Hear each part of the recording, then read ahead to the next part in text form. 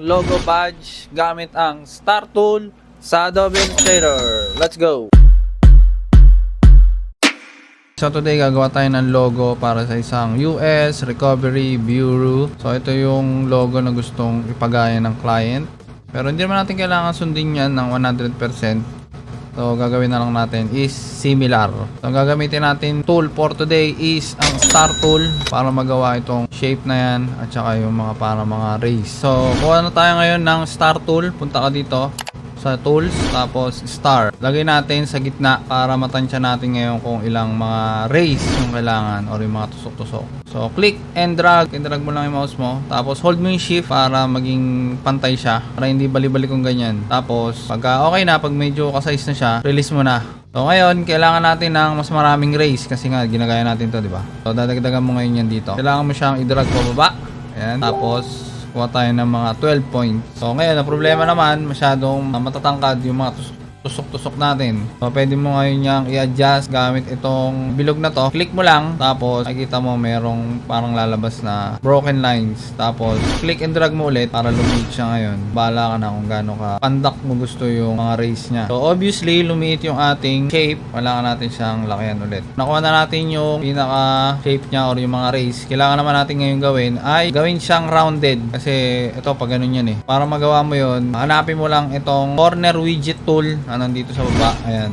So, sa ano ka pa rin selection tool ka pa rin. Huwag kang, kahit hindi ka lang magpunta sa direct selection, pwede mo na ngayon yan i-drag. Click and drag mo lang. Wala kang ibang pipindutin. Nakuha na natin yung pinaka-shape. Itabi mo na natin yan dito sa gilid. Again, may edit mo pa to. Pwede mo pang edit yan kung gusto mo. Editable pa rin yan. Ito kasi gagamitin natin pang-cut yan mamaya. Then, susunod naman natin gagawin is yung mga rays na to. Tatry natin gayahin siya. So, start tool ulit gagamitin natin. Click mo ulit yung start tool. Tapos, tapat mo ulit sa gitna. Click and drag.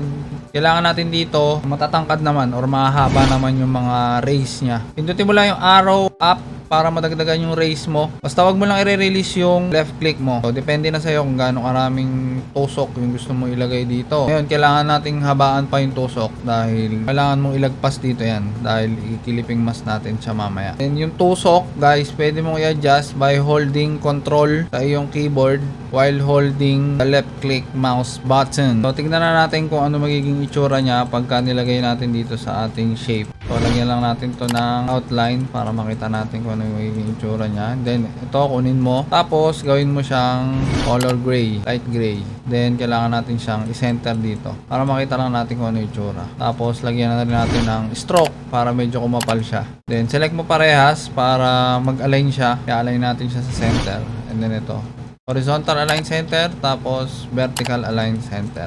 Pwede mong gawin is para makita mo kung ano magiging itsura niya. Copy mo tong shape natin sa likod, tapos paste mo sa harap. Select mo to, tapos copy, and then paste in front. So, yun lang yung ginawa ko. Tapos, click mo to, and then make clipping mask. So, ganito na yung magiging itsura niya. Ayan, ang kagandahan dito guys, kung hindi ka masyadong satisfied dun sa ginawa mo, double click mo lang, tapos may edit mo na yan. Then, kung gusto mo namang gawing rounded yung mga edges nito, gagawin naman natin, copy mo to, tapos release mo yung clipping mask, and then puputulin natin siya gamit yung Pathfinder o kaya naman Shape Builder tool. Dito ka lang sa intersect gagamitin mo. Ayan. Pagka intersect mo, click mo ngayon yung iyong shape or yung path, tapos piliin mo yung direct selection, then punta ka sa effect, tapos stylize round corners. Bahala ka na kung ilang pixel yung gusto mo. So, rounded na ngayon yung